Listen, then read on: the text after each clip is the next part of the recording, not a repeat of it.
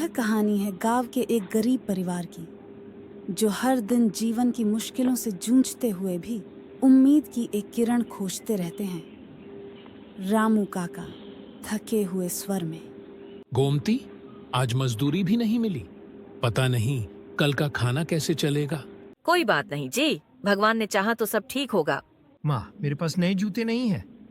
कल स्कूल में सब मेरा मजाक उड़ा रहे थे। बेटा, हमें अपनी स्थिति से शर्मिंदा नहीं होना चाहिए। मेहनत करो, पढ़ाई करो, एक दिन सब बदल जाएगा। क्या होगा इस बार? फसल तो बर्बाद हो गई।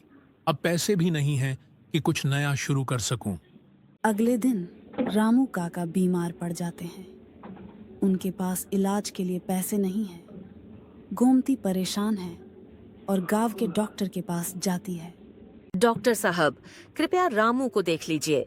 हमारे पास पैसे नहीं हैं, पर हम बाद में चुका देंगे। डॉक्टर, गोमती, चिंता मत करो, मैं रामू को देख लूंगा, लेकिन इन्हें अच्छे खाने और आराम की जरूरत है। रामू काका धीरे धीरे ठीक होने लगते हैं। गायन्व में एक नया रोजगार का अवसर आता है और रामू काका उसमें काम करने लगते हैं। गोमती, अब लगता है हमारे भी अच्छे दिन आने वाले हैं। मैं इस बार जी जान लगाकर काम करूंगा। भगवान का शुक्र है, अब हम बच्चों के लिए कुछ अच्छा कर सकेंगे। कुछ महीने बाद रामू काका का काम अच्छा चलने लगता है और उनकी आमदनी बढ़ने लगती है। घर में कुछ नए बर्तन और कपड़े आते हैं। बच्चों के चेहरे पर मुस्कान लौट आती है। देखा, मैंने कहा था ना, मेहनत का फल मीठा होता है। भगवान ने हमारी सुन ली। परिवार अब एकजुट होकर खुशहाल जीवन जीने लगा।